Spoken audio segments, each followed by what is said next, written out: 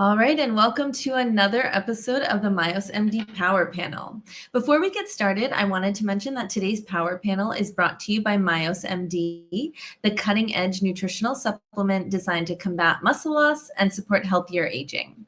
Powered by Fortitropin, a natural bioactive compound clinically shown to enhance muscle growth and reduce anabolic resistance, MYOS MD is changing the way we think about muscle health. And if you'd like to learn more, you can go to myosmd.com. All right, so to today's episode, we're so excited to have our guest here. Let's just jump right in. If you could tell us a little bit about your background and your clinical practice. So George Makrides, a naturopathic doctor practicing in the heart of Queen West, and a brief overview of my clinical practice.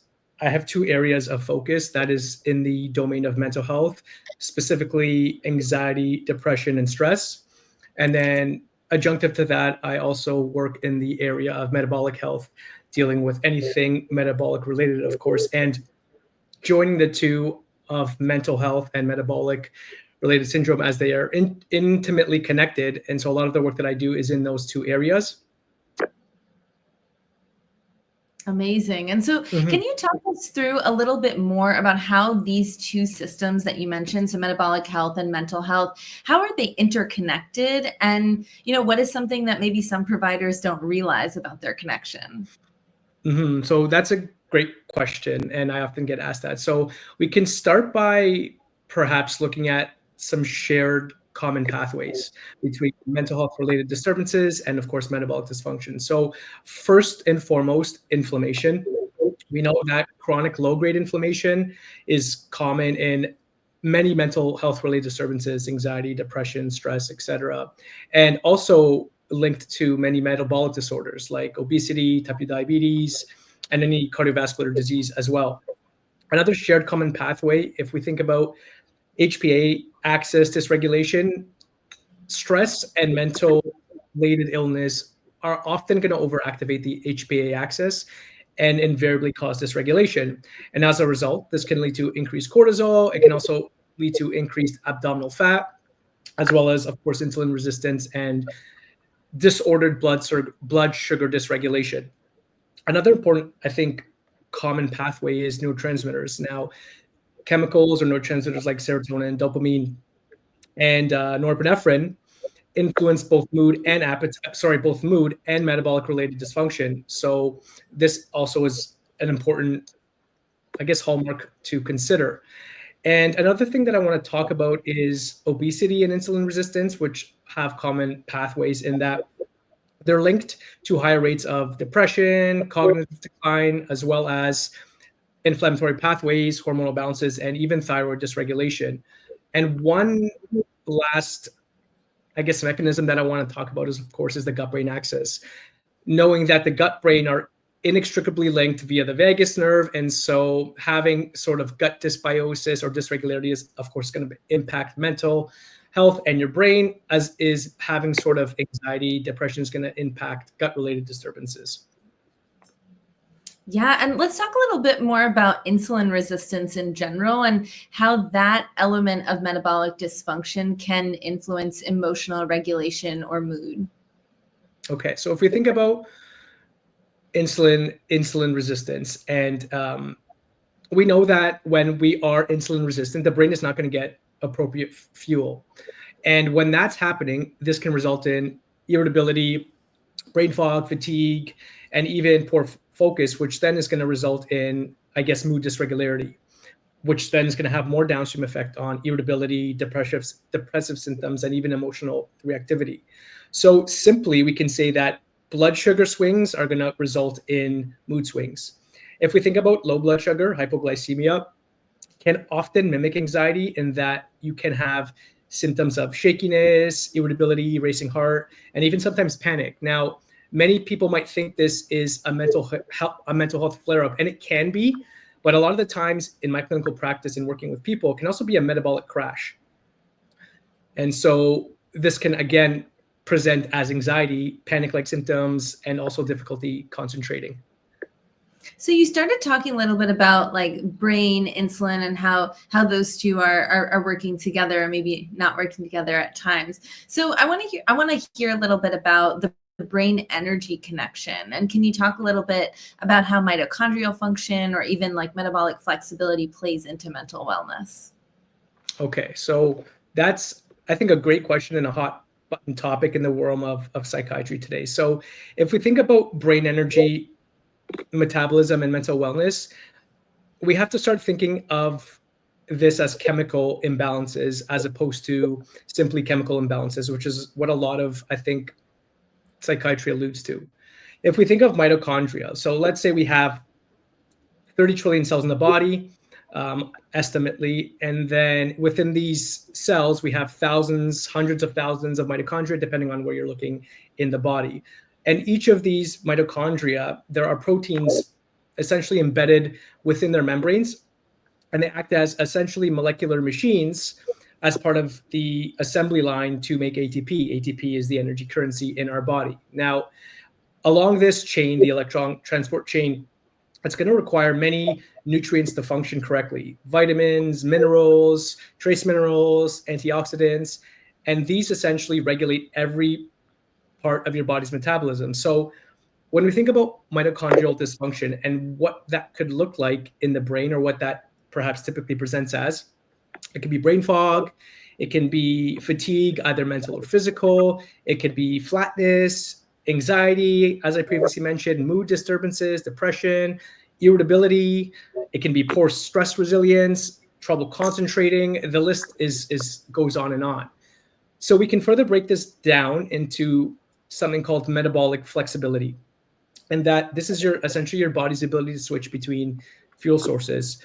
Now, typically for most of us, that's glucose. It can be fat as well, and ketones, depending on, of course, if we're in a ketogenic related state. So when your metabolism is flexible, your brain is going to be flexible. In other words, you're going to be able to stay steady, so to speak, even if you skip a meal in this fasted state. You're going to be able to maintain your energy for mood and focus. You're going to be able to regulate blood sugar effectively. And then, of course, if you're in ketosis, you're going to be able to use ketones as a burning fuel source.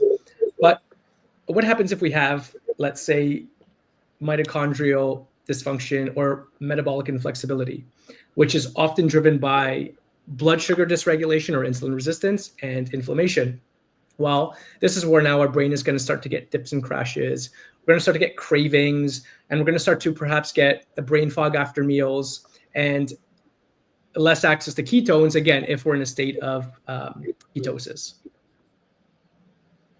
Yeah, that makes sense. And I know that something that people are starting to talk a little bit more about is the influence of nutrition, and whether that's, ketogenic fasting or, like the discussion of ketones and how we can have interventions associated with nutrition and mental health. So I would love to hear a little bit about your perspective on that and how that influences your clinical practice. So if we're thinking about nutrition and mental health, now, nutrition is such a nuanced discussion in that everyone has, of course, different biology. And so you have to treat everyone differently when it comes to nutritional intervention. So a lot of people will say, be a vegan or be a vegetarian or be an omnivore or be a carnivore. And we have to treat everyone individually. And what I mean by that is I've seen people thrive being a vegan, warranted that they take a lot of vitamins and supplements as a result of their decreased animal intake. I've seen people thrive in the carnivore diet. I've seen people thrive in the omnivore diet.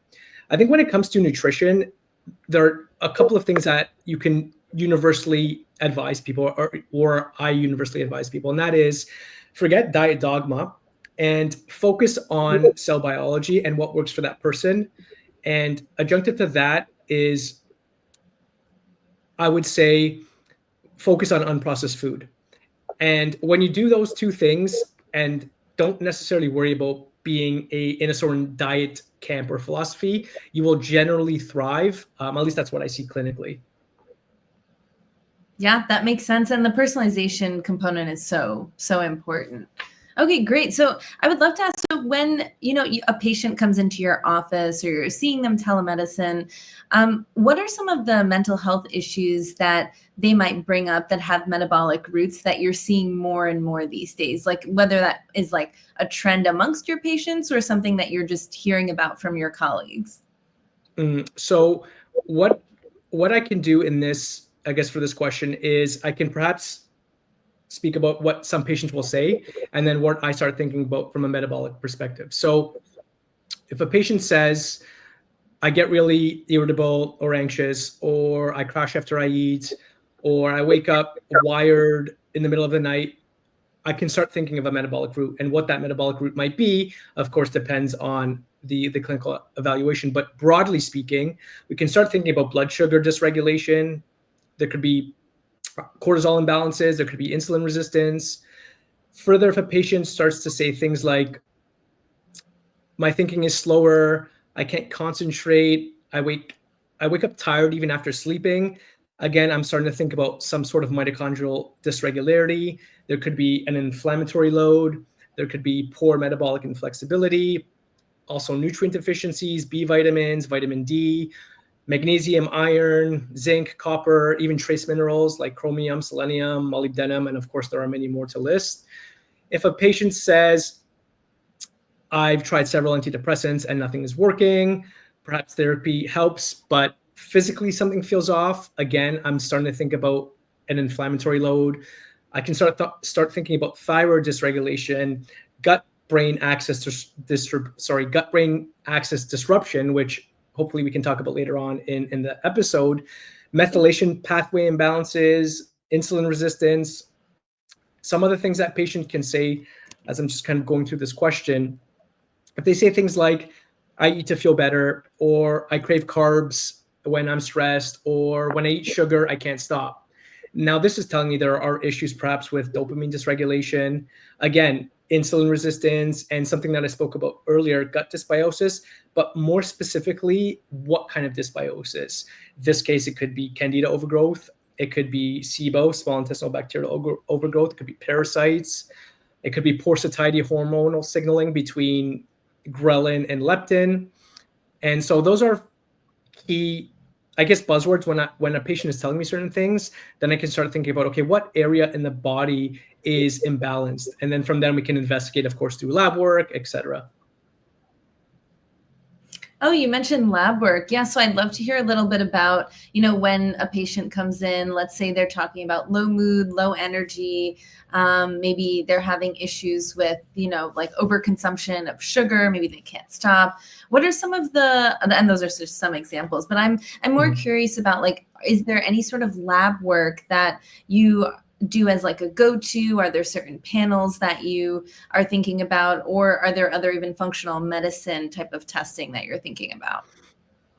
Yeah, so the beauty of functional medicine and the beauty of, I wouldn't say the beauty of having an imbalance, but when we are imbalanced in the body, the beauty of functional medicine is we can test for most of the disturbances that are leading to disease in our modern world. And let's, I guess, talk about some of those functional medicine tests that I use typically in my clinical practice in the realm of metabolic dysfunction and, of course, mental health. If we start with metabolic dysfunction, of course, we can look at serum testing, looking at lipids, but of course, going in depth when we're talking about lipids, rather, not only measuring LDL, HDL, triglycerides, but going one step further, looking at HDL particle size and number, looking at ApoA, ApoB100. These things are more in-depth measures of lipids. Of course, blood sugar regulation through not only A1C, which is commonly tested, but fasting insulin, which is seldom tested. I guess here in Ontario, for sure. Also, urate, that's another important measure of metabolic-related dysfunction. Vitamins. Now let's look at vitamins. So when we think about vitamins, we can test B vitamins, we can test vitamin D, we can test vitamin A. So this is the more common testing that I do. Now, when I say common, it's something that I'm familiar with. But let's talk about functional medicine testing. So very important functional medicine tests that I think most people can benefit from are something called an organic acid test. If there's one test that you can do to measure your microbial status, B vitamins, inflammation, neurotransmitters, it's this one. It gives very good insight into what our body is metabolizing, and it's a very easy urine sample to do. Another important test that you can run is a stool sample. Now, there's very different types of stool samples depending on what's indicated. And it can range from looking at different species to just looking at inflammatory markers like calprotectin or intestinal permeability like zonulin. These are other important measures. Another important functional test that you can do is measuring your hormones, progesterone, testosterone, DHEAS, 24-hour cortisol, melatonin, all through salivary testing can give you good insight into what's going on from a metabolic standpoint. And there are, of course, many more testing we can do in functional medicine, but these are the more common ones that I do. And one I think is important to mention before that I missed, is food sensitivities. Food sensitivities are one of the most overlooked issue in mental health and even metabolic dysfunction, because when we think about food sensitivities and the inflammation and the havoc that they cause on the body, this is not just staying in the gut, this goes into your body and brain. And so running a food sensitivity test can give you insight into what your body's responding to, and then removing these, and then of course reintroducing them with your healthcare practitioner at a one-time fashion to see if you are still reactive to them. These types of tests can provide valuable insight into, again, what's going on, not only from a mental health standpoint, but from a metabolic standpoint as well. Yeah, that makes sense. And would love to hear now a little bit more about the gut-brain axis and the disruption associated with, mental health, and how this intrinsic combination of this disruption and mental health really plays such a pivotal role. Mm-hmm. So I always say in practice, or for myself, or even just when I'm educating other clinicians through webinars and conferences, if you're unsure of where to start with healing the gut. Most people have difficulties in the gut, whether that's through digestion, malabsorption, or bowel movements. Just because of the onslaught that we're faced with today, we're living in a toxic milieu where we're constantly bombarded with synthetic chemicals, pesticides, through the foods that we eat, through the air that we breathe. And our body is very resilient. Our body will filter out most of these. But for many of us, they might have difficulties, or if we are not getting a lot of access to sunlight, not exercising, these can, of course, have effect on the gut microbiome. So let's, I guess, parse the idea of the gut microbiome. And so when we have poor gut health, this is going to have downstream effects into all areas of the body, because these proteins that we're ingesting from food are going to leak into the bloodstream, which then is going to cause an inflammatory cascade that can cause inflammation in the body, all over in the body, really in the brain. So when we think about the gut-brain axis, which is essentially mitigated or connected through the vagus nerve, this is going to mediate our moods, our calmness, and also our parasympathetic tone. Now, when we have gut dysbiosis and or gut intestinal permeability, like leaky gut, this is going to lead to, as I mentioned, chronic systemic inflammation. It's also going to impact neurotransmitters. We know that 95% of serotonin is synthesized in the gut. So of course, if we have poor gut health, this is going to have downstream effects in our mood. Also, we know that 70 to 80%, give or take, of the immune system resides just outside the gut wall, in and around the gut wall. So if we're having poor gut health, of course, we're going to have chronic illness. And that can manifest in so many different symptoms for different people. It could be brain fog. It could be irritability. It could be skin irritation. It could be moodiness, all of these things. And so I always start with healing the gut with most people when it comes to mental health, because most people who have some sort of mental health related disturbances are going to probably have some sort of gut health related disturbance that needs to be addressed. Yeah, that makes sense. Wow. And so can you talk a little bit about mental resilience, and what are some of the strategies that healthcare providers can implement when it comes to improving both metabolic and mental health resilience? So that's I think a great question, and where functional medicine shines. So I kind of did a deep dive earlier into healing the gut, so I'm not going to go into too much detail in that. But let's think about food. And when I say food, I mean everything that we eat is going to affect every single cell in the body. So we have to be really intentional with the foods that we are eating. And as I mentioned earlier, if you can focus on unprocessed foods, anything that's packaged, wrapped, boxed, that's a great way to think about nutrition. And also the removal or severely limiting your ingestion of vegetable and seed oils, because these can cause a inflammatory cascade in the body. In clinical practice, we shouldn't be seeing a ratio of higher than 3-to-1 when we think about omega-6 to omega-3. Most people that I test clinically here in Toronto are north of 20-to-1. Again, which sheds light into most of us are living in an inflammatory state. Sleep is something that is often overlooked. It's how our body rejuvenates, recovers, and many of us are not getting good sleep. So sleep is foundational to health. Without proper sleep, again, it's going to have downstream effects in all areas in your physiology, mentally, physically, the next day and beyond. Some sort of movement. We are living in such a sedentary state. I know here in Canada, 90% of Canadians spend their day either indoors or in a car. And we have to start thinking about what is that doing to us physically and mentally, not only from a health standpoint, but mentally as well.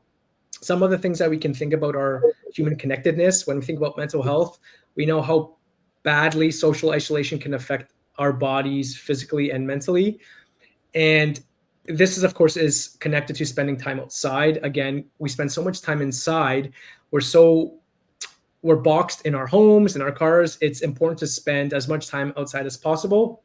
And another thing that I just want to kind of round up this question is supplements, and that supplements can be part of a very healthy daily program, because even if you eat 100% clean, which most of us don't, and quite frankly, it's impossible for most of us to do, a lot of our food is going to be devoid of nutrients as a result of big agricultural processes, monocropping, tilling. And so having a good probiotic, for instance, magnesium, I'm just talking about a couple of supplements here that can be paramount to health, are good just to be living optimally as best as possible, even when you are eating as clean as possible. Great. That was actually going to be my next question. I know that, nutraceuticals and supplements in general is quite a personalized decision for most patients, but was going to ask, are there any that you would recommend? So you mentioned probiotics. What type of magnesium? And then are there any others that you would recommend for most people? Okay. So magnesium for sure, I think. And when I say, and you ask a great question, because there's so many forms of magnesium. There's magnesium bisglycinate, oxalate, malate. And so it's hard to know which one to take. Magnesium L-threonate. And so the one that I think most commonly works well overall would be either magnesium bisglycinate and or magnesium L-threonate. Now, when we think of magnesium, just generally speaking, we know it takes part in over 300 enzymatic reactions in the body, from blood sugar regulation to DNA synthesis, DNA, RNA synthesis and repair. And so it can be paramount to take that supplement, every day as part of your healthy living. When we think about a probiotic, again, any sort of probiotic can be beneficial. I like to think of a good probiotic around 50 billion CFUs as part of your daily supplement protocol. Those are two main ones. We can think about omega-3. And the reason why I say omega-3 or fish oil is because so many of us are living in an inflammatory state where our ratio of omega-6 to omega-3 is completely off balance. So a good fish oil supplement can help as well. Those are some of the common ones. And also a multivitamin, when I say a multivitamin, is ensuring that you're getting a good dose of whether that's a B vitamin or trace minerals. A lot of multivitamins out there have a lot of good stuff, but in trace amounts to where you're not going to get a therapeutic benefit. So again, it's good to partner up with a healthcare practitioner who understands supplements and understands dosing that can help you achieve your goals, depending on what that is. Yes, definitely. And so I want to ask too, we haven't talked about muscle health yet, but how does this conversation about metabolic health and mental health play into muscle health and longevity? Mm-hmm. That's a great question. When we think about muscle health and longevity, that is one of the biggest levers that you can pull in terms of increasing your health span and your lifespan. And those terms are often used interchangeably, but they're different. When we say lifespan, how long are you living? And quite frankly, we are living longer more than ever, but most people are riddled with disease. So I always argue, if you're going to live to 85, 90, 75, that's great. But if you're in bed or you're unable to see your grandkids or move around, then honestly, it's not really worth it. So how do we do that? Well, now that's where we talk about health span. And a big part of health span is muscles. We know that after 30, your muscle starts rapidly decreasing. So resistance training is so important to increase your longevity and your health span. And not only resistance training and then lifting weights, but getting up and moving, walking 10,000 steps a day, taking part in any sort of activity that you enjoy. And also not what happens, but a lot of people will go to the gym for 1 hour, an hour and a half, and then they sit down at a desk for 8 hours. And that can also be very problematic. And new research is shedding light onto this. And it's more effective to move regularly throughout the day, every half hour for a bit or every hour, as opposed to just going to the gym for 1 hour and then being sedentary for the next 8 hours. And going back to your original question about muscles, again, having good musculature is so important to being able to live a long life, but not only a long life, but also a healthy life as well. Yes, definitely. And so, after hearing this conversation and so many of the points that you made about metabolic health and mental wellness, I wanted to ask you, why do you think more people are not talking about this connection? Because from like a biochemical, physiological standpoint, it just makes sense. So would love to hear your take on that. I think many clinicians and people just generally, I guess, speaking, are not talking about this because our body physically and mentally has been separated. We view the mind and body as two distinct systems when they're inseparable. They're one dynamic system that works in an interconnected fashion, constantly communicating with one another in sort of a way to address an imbalance in the body. So I think more people are talking about it as we transition into, I don't want to say transition, but functional medicine, I think, is gaining a lot of traction as of late in the world of, social media and beyond. But I still think it has a way to go, and that when we are treating illness or complex or chronic disease, again, we're often masking or treating it, whether we're using a pharmaceutical to mask symptoms or surgery. But we have to, again, view the body as connected. We always have to ask in functional medicine as to why are you experiencing an imbalance? That is how you can treat a person. If you have blood sugar dysregulation and I give you a medication to properly regulate your blood sugar, that's improved your blood marker, but that's not addressing why you have blood sugar dysregulation. For a lot of us who have blood sugar dysregulation or insulin resistance, it's simply unable to process carbohydrates at the cellular level. So I like the way medicine is going. I still think it has a ways to go, but I'm confident that a lot of people are kind of adopting these functional medicine approaches and ultimately feeling better. Definitely. And I think that's what is going to get us to the next step of helping more patients, is having more people feel better so that they realize that we need to get to the root cause, whether that is through thinking about mental health, metabolic wellness, and all of it together. Mm-hmm. Okay, wonderful. Well, is there anything, as we're nearing the end, is there anything else that we missed that you want to touch on, or a final note that you'd like our healthcare provider audience to walk away with? The only thing that I think I would like to perhaps wrap up the discussion with, in terms of everyone who's watching and or healthcare providers, is there's a lot that can be done in medicine. And I always encourage collaboration and curiosity.